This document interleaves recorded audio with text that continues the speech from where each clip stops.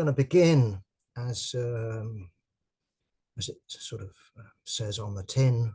This week's weekly work has a big picture of Diane Abbott, and that's what I'm going to begin with. And what's going to happen to Diane Abbott? I shrug my shoulders and say I'm completely in the dark, because, of course, we have the rumor circulated that Diane Abbott wouldn't be allowed to stand.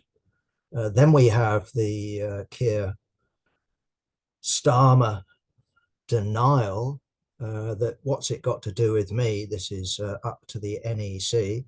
Then we are told that Sir Keir has caved, and it's up to Diane Abbott whether she wants to stand or not. We also have, I wasn't there, but we also have video of Diane addressing hundreds of supporters on the steps of Hackney Town Hall in Mare Street, saying that I'll use any means necessary to stand for election on July the 4th. Now, she's not proposing, I do know the history of that slogan, she's not proposing to take up armed struggle. What she's clearly threatening to do is what Jeremy Corbyn has been forced to do next door in Islington, and that stand as an independent. I have been told that Diane won't do that because she just wants to retire. Well, it doesn't sound like that to me. There you are with hundreds of supporters in front of you, and you say, I will use any means necessary. I think you have to be, well, willfully blind, stupid, whatever you want to say. It's clear that that's what she's threatening the Labour Party with. Now, I haven't got a clue myself, and I've said this before, whether Corbyn or Diane Abbott running as independents will win. I hope so, very much hope so. I certainly know that Corbyn is very popular as an individual in Islington North. You know, I know people, you know, in that constituency, and that's what they tell me, but that's the only evidence I've got, so it's purely subjective. I get the same impression, and it's no more than that, in Hackney North and Stoke Newington. I'm a regular visitor there. I frequent a local pub, and indeed I have, you know, experienced Diane Abbott coming into that pub, it has to be said, during election times, and she gets a very warm reception. So I don't know, but I think she's popular as an individual. You know, she's represented that constituency, what is it, 30 years or something along those lines. It's a left-wing constituency, very multicultural, loads of Turks, but also lots of black people with either African or Caribbean heritage.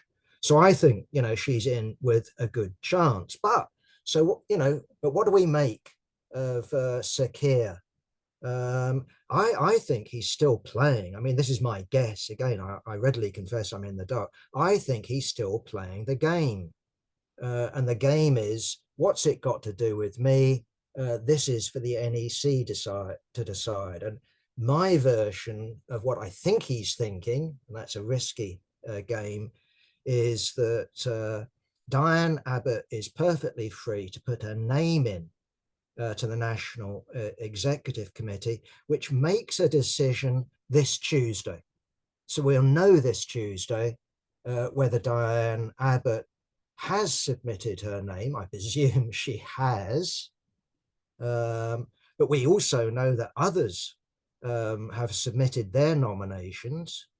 So what's the NEC do? Does it choose the sitting MP or does it go for someone else? It certainly isn't in the hands of the local constituency Labour Party. Keir Starmer will, of course, claim that it's got nothing to do with me. The reality is that Keir Starmer dominates the National Executive Committee, and one presumes that his people will do as the king bids. All he needs to do is raise an eyebrow, and I think his will be performed. Why was Diane Abbott, at least initially, this is the rumor, why was she initially blocked? Is it because she was black? Is it because she was a woman? I don't think so. Now, you could argue that why was she chosen in the first place? Her sex, her race wasn't irrelevant. She replaced a sitting Labour MP. I know him, or at least I knew him, Ernie Roberts, who I think was Assistant General Secretary of the Amalgamated Engineering Union. He was on the left, and he was our chair of the Unemployed Workers Charter.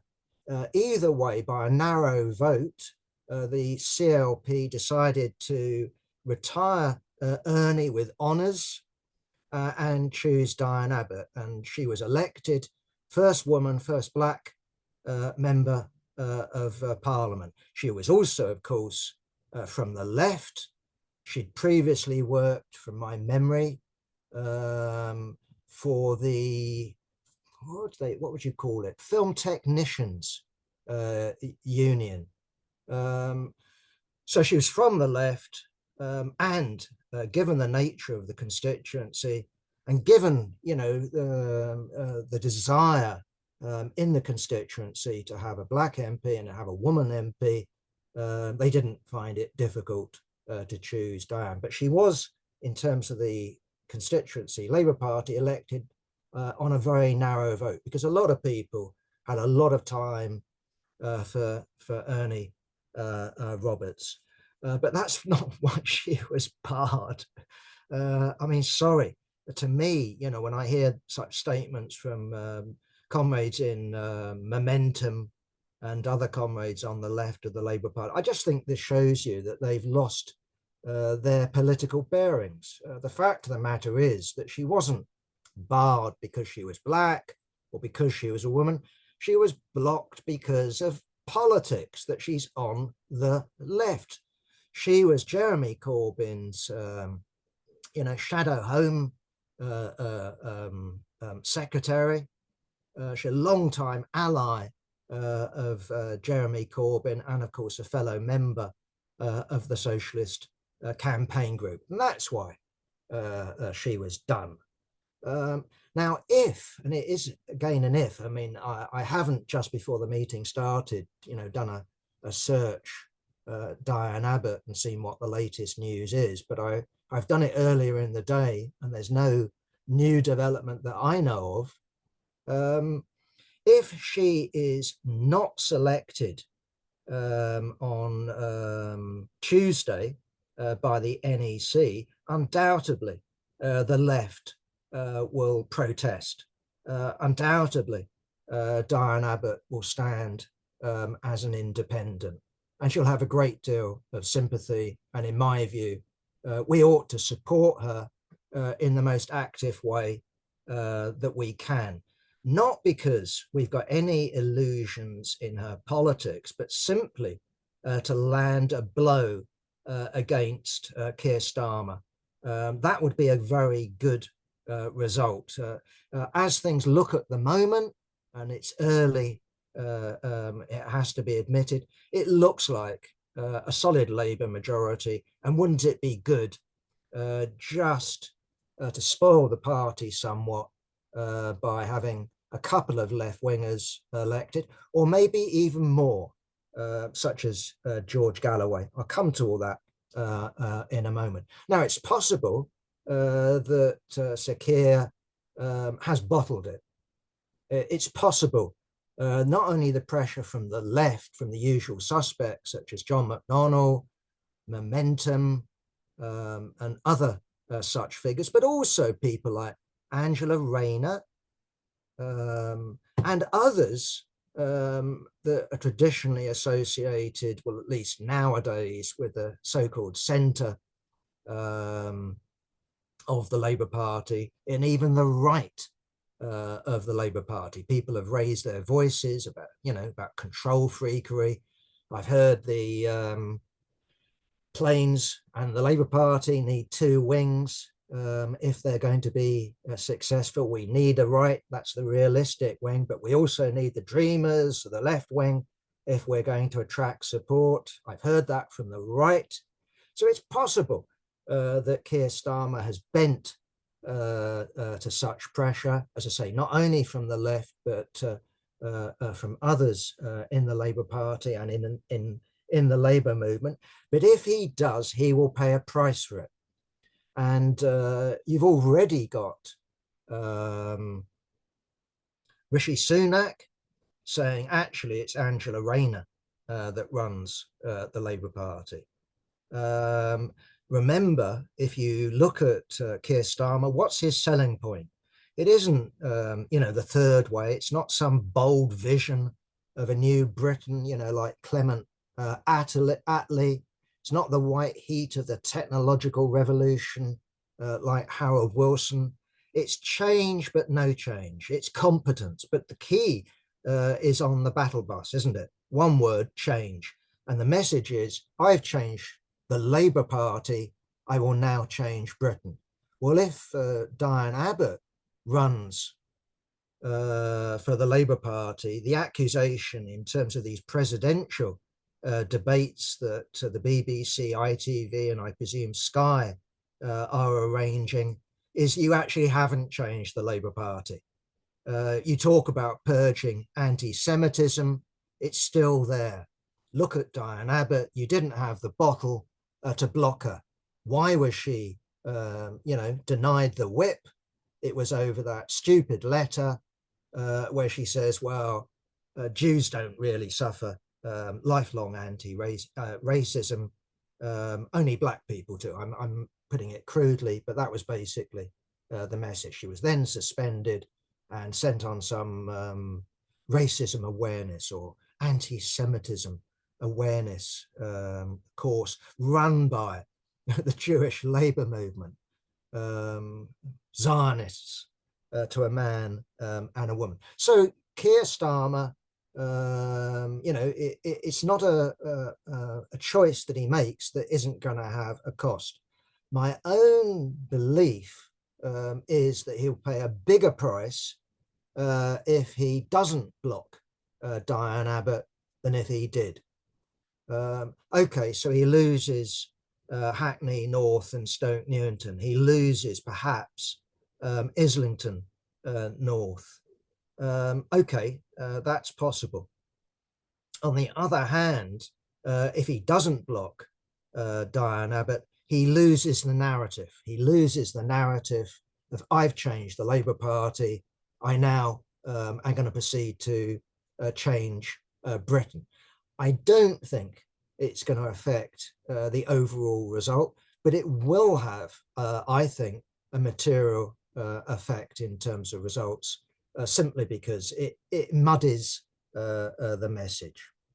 Okay. We also have, as part of this, I think, purge of the left.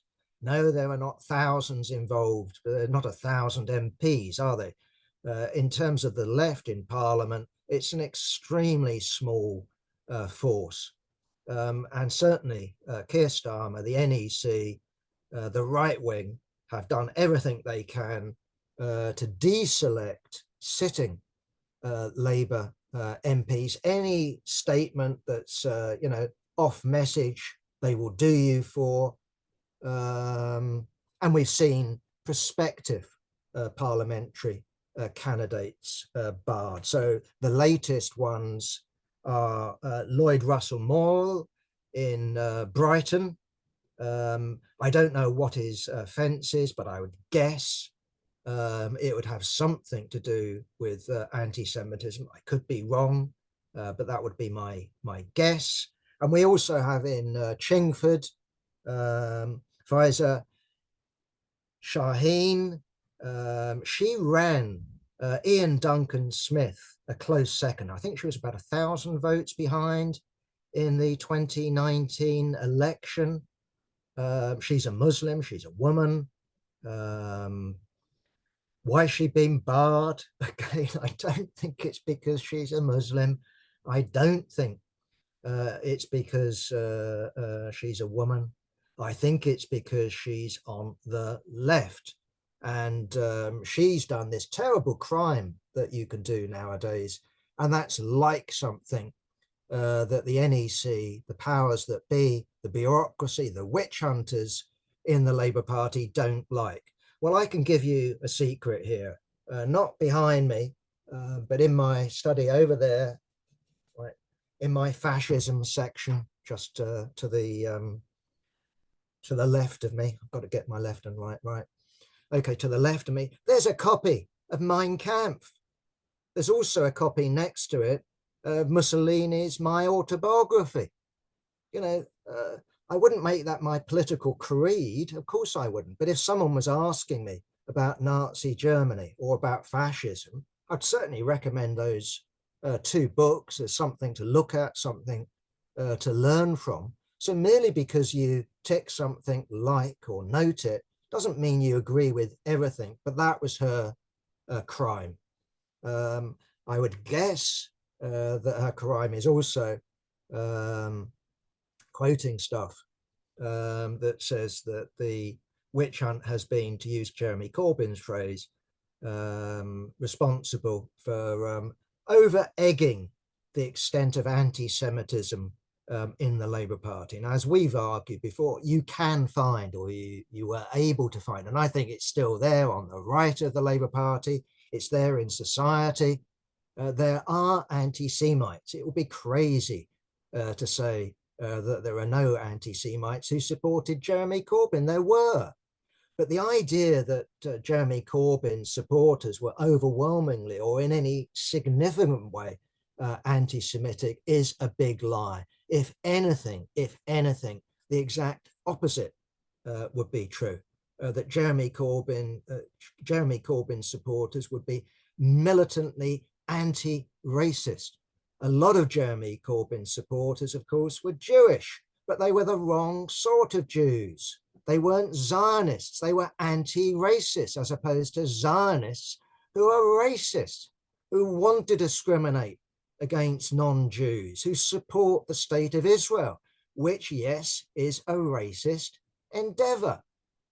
But of course, it was the wrong sort of Jews that were the target of the witch hunt, tragically, criminally, under Jenny Formby and Jeremy Corbyn as well. And yeah, I think criminally, Corbyn allowed friends and comrades such as Jackie Walker, Mark Wadsworth, Graham Bash, Chris Williamson, the list goes on and on and on, to be thrown under the bus. And the tragedy of the purge in the Labour Party, with very few exceptions, is that people in the Socialist Campaign Group and in the higher echelons in the Labour Party didn't protest about rank and file comrades being done for anti-Semitism. It was only when leading people were done, and even then sometimes there was silence. So I'm reminded of Niemöller's poem. First of all, they came for the communists, and then. And when they came for me, there was no one to speak for me. Now, it isn't quite like that, obviously. There are still people who are prepared to raise their voices in the Labour Party to defend Diane Abbott, and I certainly commend them for that. But I would say this, that a basic working class principle, which we ought to have adhered to, is an injury to one is an injury to all. And this witch hunt, began with people like Jackie Walker, Tony Greenstein, Mark Wadsworth. I don't remember these people, outside Labour Party headquarters, as we were with Labour Against Witch Hunt. I don't remember them coming to law meetings. I remember people like Ken Livingstone coming. I remember people like Chris Williamson coming, but the rest preferred to keep their heads down. And that was wrong. So yes, of course, we should offer these comrades our solidarity. We should support them as independent candidates. We should fight for their victory on July the 4th. But we should have no illusions in them whatsoever. Their record of solidarity has been poor, to say the least. Meanwhile, of course, you couldn't make it up, could you? As well as barring sitting MPs, prospective parliamentary candidates from the left, we have Sir Keir welcoming. Latest one, of course, is Mark Logan, Bolton North East. We've had Dan Poulter, the former health minister under the Tories. And of course, we've had, who can forget her, Natalie Elphicke, the Stop the Migrants Coming Over the English Channel, the MP in Dover. What's the result of all this in terms of the opinion polls? Well, it doesn't surprise me whatsoever. It hasn't dented Labour's standing whatsoever. If it had, I would have been amazed. So yes, there have been hundreds at rallies in Chingford and in Hackney. That's brilliant. Not thousands, not tens of thousands. And, one would still say that in terms of July the 4th, Labour Party, as things stand at the moment, we shouldn't be totally, committed on this. It's a prediction. It's about odds. But at the moment, it looks like the Labour Party is on, as I said before, for a solid majority. According to the latest opinion polls, which apparently is a giant survey in terms of the actual poll that it's asking, the Tories are heading for a 66 presence in the House of Commons on July the 5th. Now, I'm skeptical about that. Okay, so that's what the pollsters say. If there was voting according to what people say they're going to vote at the end of May.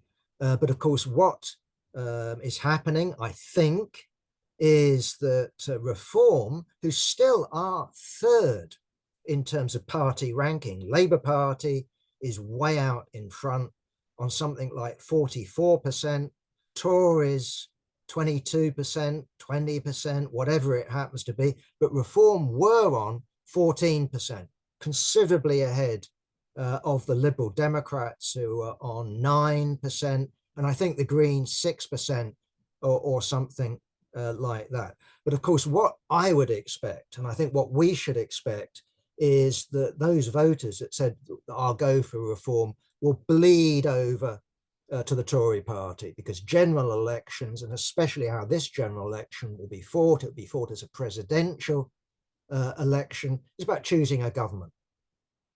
And given the choice between Keir Starmer and Rishi Sunak, I think most Reform voters, most, not all, most Reform voters will either go back or go for the Tories, because, as Tory leaders say, well, we've basically got the same politics as Reform. You could argue, of course, and it would have a truth to it, that Keir Starmer could also say that. Either way, what the latest opinion polls show is Reform dipping by 2. And that support will go to the Tories. And I believe in the course of the campaign, we'll see the Tory vote or the Tory share of the poll go up, and I would be extremely surprised if they were reduced to 66 MPs. I'd welcome that, but I don't think we should expect it. Okay, we should also expect, because people do look at the constituency they're in, and they will be voting in at least some parts of the country tactically, that, for example, if you're in the so-called blue wall seats in the southeast, a lot of people who would be naturally what they would call themselves social democratic or even Labour Party will actually vote Lib Dem. And at least according to the pollsters, in terms of looking at where their support is concentrated, they expect the Lib Dems to go up to 50 or 60 MPs after the general election. That would be a very successful campaign for Ed Davey after the drubbing that the Lib Dems deservedly got in terms of punishment for joining David Cameron's austerity coalition. Okay, let's move on. Just touch upon very, very briefly what our approach is. Our approach is, of course, as I've already indicated, vote for Diane Abbott if she stands as an independent. I'd vote for Diane Abbott if she stood for Labour, but I would ask her some questions if I was going to go out and canvass and campaign for her about Palestine. And will she condemn Keir Starmer for being complicit in genocide? Or don't we want to say that in the middle of a genocide? I think we ought to be saying that. And I think Labour left candidates who don't say that take on their burden of guilt. If you don't speak up, I think that's a criminal act. Okay, so we should critically support these people. I think we should support George Galloway again in Rochdale. I hope that he wins. I don't know whether he will, but I hope that he does. As to other candidates, we should look carefully at the independents. What are they saying other than just Palestine? Are they oddballs? I don't know. There will be some oddballs. After all, independents are what it says. They're not accountable to anyone. So what are their politics? Be careful what you vote for. What about the candidates of the Workers' Party, George Galloway's party? I think the same is true. I've heard some real weird stories, and not only about, the gay question, abortion question. SWP says we can't possibly vote for George Galloway's party because of these principles. I agree that they're principles, but I don't have a problem in voting for people who I disagree on a principled basis with. And indeed, I voted for SWP, candidates, or urged people to vote for SWP candidates who were in the same party as George Galloway. I'm talking about Respect, who stood on George Galloway's programme when it came to a woman's right to have an abortion. They got rid of that. They didn't stand on that. They replaced it with a woman's right to choose to wear the veil. They didn't stand on free movement. They got rid of that to placate George Galloway. And indeed, the absurd of the absurd was, I keep repeating it and I'll carry on doing it, they even voted down republicanism because that would upset royalist voters. You couldn't make it up. They even voted down secularism because they thought that would upset Muslim voters. When we actually asked, Peter Manson interviewed Anas al-Takriti, the leader of the Muslim Brotherhood in Britain, the MAB, the Muslim Association of Britain, and he said, well, do you support secularism, Anas? And Anas said, what do you mean by secularism? And Peter said, well, equal rights for everybody of all religions, but equal rights also for people of no religion. There should be no discrimination. Everyone should be allowed to put their view forward. Anis turned around and said, well, if that's secularism, I'll have some of that. I support that. So the SWP even voted down secularism which they could have campaigned for in a country whose official religion, I'm talking about England, of course, is the Church of England version of Christianity. So yeah, unprincipled, yes. How comes they've suddenly discovered principle? They haven't. What they did is fall out with George Galloway. Well, that's one thing. Applying it to this election, that's another. But yes, we should look at George Galloway's candidates. Some of them are really strange. So yeah, look at them. Look also at the spew candidates that are standing under the Tusk banner. Don't just walk in there and go tick. At least find out, what they're standing for. We might, after all, be faced in some constituencies, not only with a straight fight between Labour and the Tories and the Lib Dems. Under those circumstances, I'd say shrug of shoulders, vote Labour because it is a bourgeois workers' party, in spite of being headed by a bourgeois politician. But we also faced in some constituencies, perhaps many constituencies, I don't know, with a number of independents or left-wing candidates. Make your choice and try to involve others in the constituency on the left in making that choice. Organize a hustings with left-wing candidates turning up to question them. Find out who's worthwhile, who knows what they're talking about. So that would be something to do. Okay, going over the other side of the pond, yes, a historic judgment, 34 counts, 34 guilty verdicts.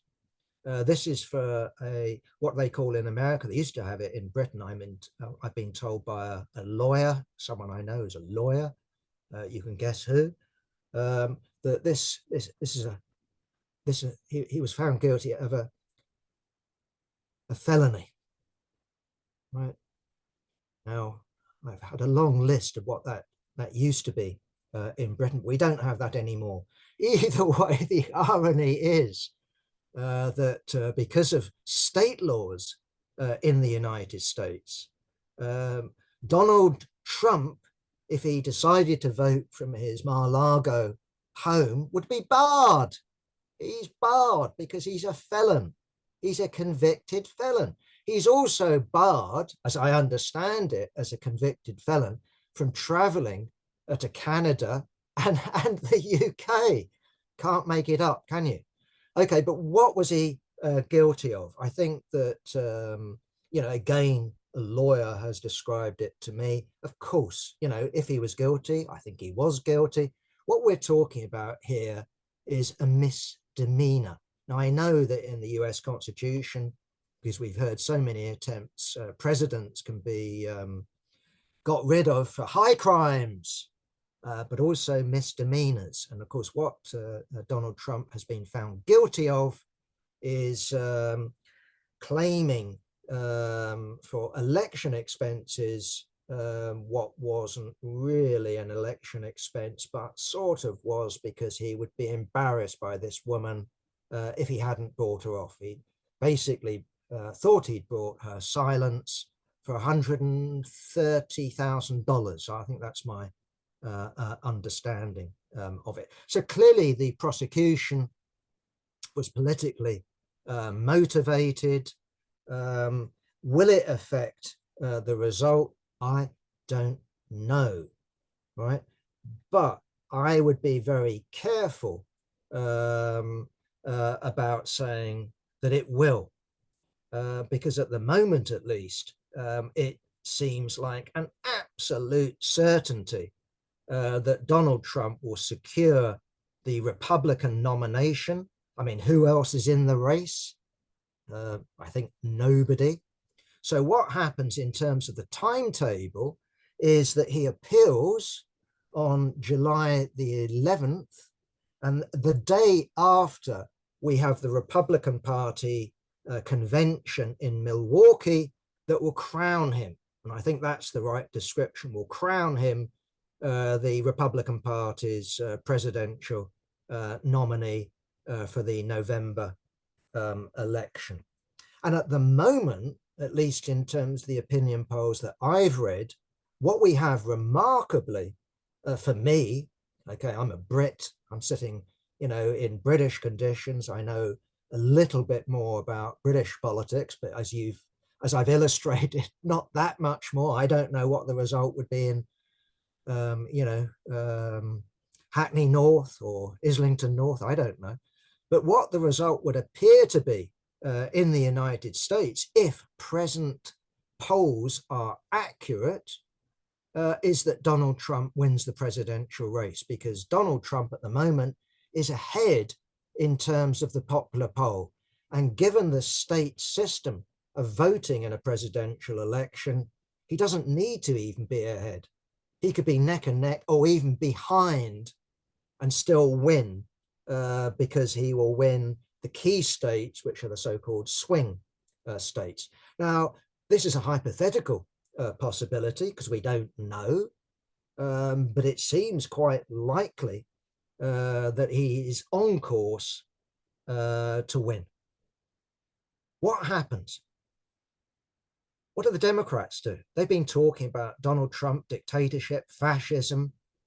What does the leadership of the Army, the Air Force, the Navy do? What does the FBI do? The secret state. What do they do? Do they just sit there while Donald Trump comes in? This is a guy that's promised to be a dictator. Okay, only on day one, folks. What do they do? And under those circumstances, a guy that clearly did attempt to carry out a self-coup on January the 6th. It was botched, didn't stand a chance, but maybe a Democrat coup, either before November or after November, that stands a lot more chance, in my view, of succeeding than Donald Trump's self-coup. I could be wrong, but hey, it's worthwhile asking that question. And ironically, you could end up in a situation of where what passes for democracy is not overthrown by Donald J. Trump, but is overthrown by Biden and the Democrats acting with the secret state. What then happens with the Republicans? Do they fold their arms and say, well, that was fair? Doesn't look like it, does it? I just don't know myself what's going to happen. All I would say is it looks like America could easily be heading for a constitutional crisis of the kind that we haven't seen since the mid 19th century. And we all know how that ended. Okay, let's move on. Gaza and the Biden plan. Well, my own take on this is, again, for what it's worth, is that the Biden plan has got a lot more to do with the November election in the United States than it has to do with bringing peace in the Middle East. We've had all sorts of mixed messages. The first stuff I heard about it is this is an Israeli plan that Biden is promoting. And I was going, what? What's Biden doing promoting an Israeli plan? Aren't the Israelis capable? Don't they have a government? Don't they have a war cabinet? Aren't they capable of promoting their own plan? No, this is an Egyptian, Qatar, US plan for short. This is an American plan. This is a Biden plan. Now, I don't know the details, but as I understand it, what it's aiming for is a permanent ceasefire. So not necessarily a permanent settlement, but end the fighting, not just a temporary ceasefire while civilians can be fed, watered, supplied with medicine, prevented from dying on a mass scale from famine. We also have, as part of the Biden plan, the Israeli forces should withdraw, get this one, from populated areas in Gaza. Well, to me, that means continued occupation. Note that Israel has successfully now taken over the land border in Gaza that separates Gaza from the Sinai, separates Gaza from Egypt. Their excuse is that they want to stop Hamas smuggling supplies, weaponry under the border. Just looking at the satellite pictures in terms of Egyptian positions, I don't think there's been much smuggling recently. To me, humble me, I think this is about Israel seizing the border because it puts it in charge of any attempt to push millions of people over the border into Egypt. Egyptian soldiers are under orders to fire upon anyone who comes over. Will they do it? I don't know, but I think that's a distinct possibility. I don't buy the idea that the American peer is there for a mass exodus from Sinai, as you see with aid. It's road, it's land that you need. It would take too long. And where do they go? Is Europe going to accept 1 million Palestinians delivered by sea? Is Italy going to accept? I don't think so. Is Britain going to accept? No, no, no. None of it works. But a land push, perhaps, we shall see. But Israel now controls the border. That to me is significant.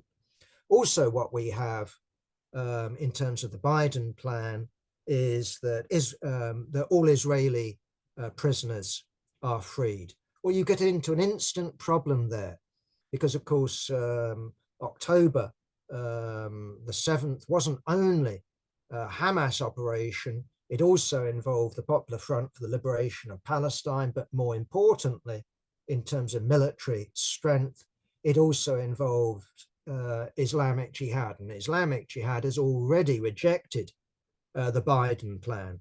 Hamas has welcomed it and said, well, this is the basis of negotiation. And we are told, because you get just different stories from different papers, that the Prime Minister either welcomes it, rejects it, or what, who knows. We're told that the opposition leader welcomes it and would support Netanyahu. Do you believe that? I don't believe it. Does Netanyahu believe it? I don't think so. Netanyahu needs the war to continue. It will continue. Sorry about my pronunciation. I shall continue in spite of the mockery. He needs the war to continue. His government would fall. We know that from his allies on the far right. I think the war will continue. Will it be a permanent war? Well, I suspect so, because the objectives that the war cabinet and Netanyahu are committed to are impossible to achieve. And his objectives supposedly are freeing all the so-called hostages. Well, he's not going to win it, is he? How can you do that when you've got Islamic Jihad? And then his other objective is to eliminate militarily Hamas. Well, to free most of the hostages, you would guess then you'd have to negotiate with Hamas while in the midst of wiping it out. Doesn't make sense. No, Israel's real objective is a greater Israel. That's what we need to understand. And you can have steps in that direction. And that's what's going on now. And that is something that all Zionist parties are committed to. It's just that the Zionist parties like Likud and the far right allies of Likud are getting rid of the pretense of being committed to a two-state solution. They're getting rid of Mr. Nicey of the Labour Party, which believes that, or says it believes, that Arab and Jew can live together happily in a two-state solution. This is a lie, and always was a lie. So my own take on it is that the Biden plan is about Palestinian and Arab and progressive voters in the United States who are appalled by what Israel is doing and America's complicity with what Israel is doing. And what Israel is doing is what Israel was founded on, and that's getting rid of the native population and establishing a Zionist state. That's what Israel is committed to, and the United States is committed to that project as well, but doesn't want to be seen to be totally committed to it in the form of Biden. On the other hand, Trump, another question entirely. He would be in favor of ethnically cleansing Gaza. So wait, I don't think the war is coming to any swift end. It could still be going on in November. Okay, then you have the interregnum in terms of the president-elect and taking office in early January. But then what happens? Netanyahu will be waiting as long as he can. He will certainly be praying for, even if he's not religious, he will be praying on his knees for a Trump victory.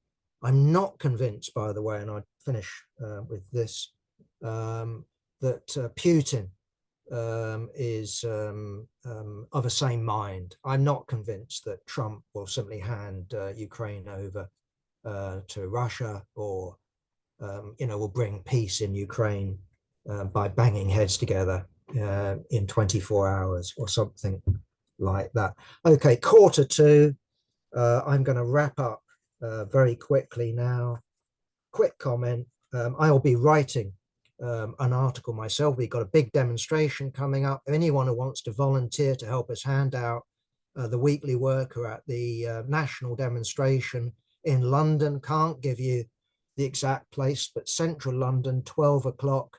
Let us know and we'll tell you where we're meeting. We get a very good reception handing out the weekly worker. People know the weekly worker increasingly, but that's what we'll be doing next Saturday.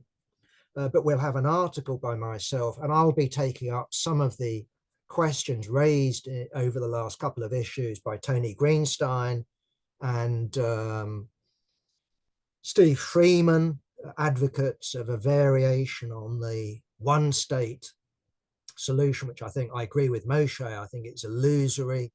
I would argue for a regional solution. I think the working class are key, and certainly programmatically, I want to take issue with Steve Freeman on the idea that the Bolsheviks were committed to a Menshevik program, right? Let alone the idea that both wings of the RSDLP were committed merely to reforms within capitalism. No, they weren't. Look at the debates at the Second Congress. This is the one the Iskarists had won. They then go on to split. Well, what they begin with is sort of a debate. What are we going to do with the Tsar when we've overthrown him? Plekhanov gets up. We should put him on trial. We should have a show trial, because they're arguing about capital punishment. And they say, well, we're committed to abolish the death penalty, but we've got to kill the Tsar first. So the idea that this wasn't a revolutionary program, of course it was a revolutionary program.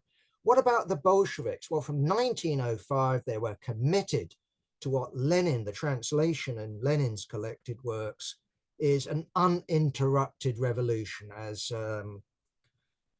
as it's been commented upon by Hal Draper.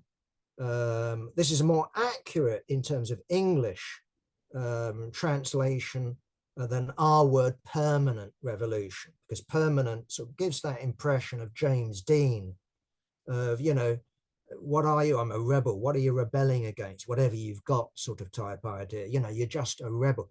No, permanent revolution is about pushing the bourgeois revolution to its maximum extent. And if you look at the Bolshevik program, their version of the uninterrupted, the permanent revolution wasn't to put the bourgeoisie in power, but was to put the workers and peasants under the leadership of the working class in power in Russia, which would then spark the socialist revolution in Europe, which would then mean that a second distinctly socialist revolution in Russia wouldn't be necessary. That was their version of their program. And for anyone, who wants to talk about program and Marxism, who doesn't understand that, I would say they don't understand the ABCs. Anyway, I shall argue that in the forthcoming article on the Israel-Palestine question. Lastly, results in South Africa. I don't know whether they're fully through yet. I would guess so. Last time I looked at the news, it was 99% of the results were in. So we've got a pretty accurate idea of what Parliament will look like. South Africa has, from my understanding, a perfect PR system. So even the minor parties will get their representation. What's the results? ANC down from last time, which was a poor result for them historically, of 57.5%, down to 40.21%. The Democratic Alliance, the core of that, of course, is the old National Party of apartheid, de Klerk, and all of that. That was on 21.8%. And what we have is the new kid on the block.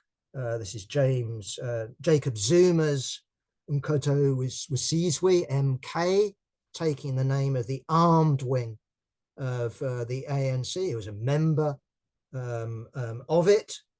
And when the BBC, can't make it up, can you, report the South African elections and the poor performance of the ANC, they tell us Radio 4 listeners at least, that this is all down to corruption.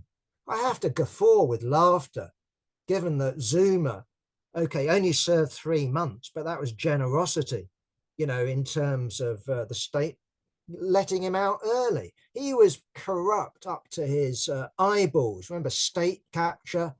What was the name of the Indian family? The Guptas? No, Jacob wasn't corrupt. Look at his farm. Look at his lifestyle. Of course he was corrupt. So the idea that this is about corruption and voters were punishing the ANC for corruption. Of course, everyone knows the ANC was corrupt. Ramaphosa is corrupt. Zuma is corrupt. They're all corrupt. I mean, surely. I mean, is the SACP, the South African Communist Party, and their ministers any different? I don't know, but I doubt it. Maybe I'm being unfair. Who knows? Either way, it wasn't corruption. It's the fact that for the mass of South Africans, they are no better off when it comes to their economic conditions, when it comes to unemployment, housing, prospects, when it comes to a reliable electricity supply than they were under apartheid. And that's saying something, isn't it? That's saying something dreadful. So yes, they are free to live anywhere in South Africa now. They can live in the most, how should I put it, palatial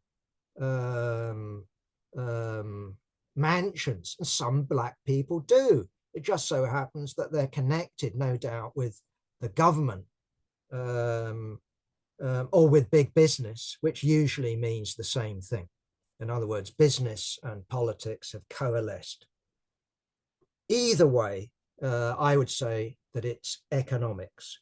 Okay, so then we have the question, and this is where you would read the bourgeois press, and I'm talking about the sensible bourgeois press to get the correct take on this. What there is the choice, and this will be negotiated out in all sorts of, with all sorts of different possibilities. So there's a possibility, for example, of the ANC doing a deal with the National Alliance, or maybe giving them the Speaker in Parliament. Maybe there's a supply agreement that they can come to, that the leading opposition party would support them on an individual vote basis. But there's also the possibility of a coalition government. And when it comes to coalition governments, my understanding is there's two basic formations that are possible. And that is, on the one side, an ANC Democratic Alliance Inkatha Freedom Party, which is, remember, the Zulu Party, Cape Town and KwaZulu Land Party. That only got, what was it, 3.85%, but enough to have 3.85% of the seats in Parliament. And if you put them together, at least according to the Financial Times, big business would be very pleased with that result. This would be the ANC not falling for the populist, that's what the Financial Times would call it, coalition. And the populist coalition would be a coalition between the ANC, maybe not headed by Ramaphosa, but maybe, who knows, but a coalition between ANC, MK, and the economic freedom fighters, which lost votes to MK. So that would be seen as a danger to big business. This would be a government that would be committed to redistribution of wealth at the cost of profit, at the cost of capital accumulation. So big business, under those circumstances, you could easily see disinvestment. You could easily see flight of capital. Who knows? Either way, what I would say is that the elections in South Africa are not so much, in my view, a judgment on the ANC and its failure to deliver. I would say it's a judgment on the South African Communist Party and their claim that their alliance with COSATU, the Trade Union Confederation, the ANC and the South African Communist Party, the Triple Alliance, is the shortest road to socialism. That's what they promised since the first elections. Now, we need to understand the first elections. This wasn't the overthrow of apartheid. This was a deal hatched by imperialism for the interests of imperialism, and that means the interests of big business. It's that Nelson Mandela and the ANC and the South African Communist Party bought into. They junked their previous program and went, was it called something like National Redevelopment or whatever the hell it was called? This was a deal with capital. And the basic deal was blacks get the vote, you can become ministers. Meanwhile, big business isn't disturbed, but okay, we will promote black executives, black businessmen, and some black people can become rich. Cyril Ramaphosa is the classic example of that. Is this SACP now saying that this is the shortest route to socialism?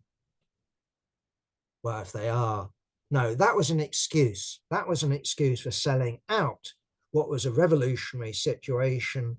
That was a sellout, and they excused it with socialist phrases. So what you have in South Africa today, what you've had over decades, is a situation of parties tend to pose left. They are way to the left of where they're actually at. So I'm reminded in that sense of France. Everyone is a Republican. Everyone, looks back, well, bar few, to the 1789 and all of that stuff. It's similar in that sense to the Communist Party of India, Marxist.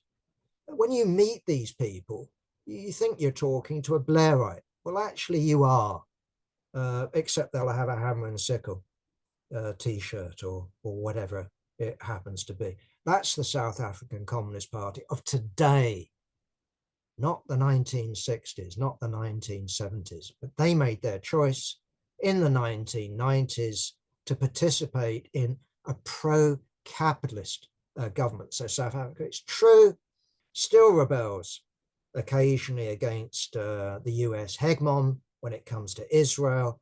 But again, just like the Biden plan, my own feeling is this is for domestic consumption and shouldn't be thought about too seriously.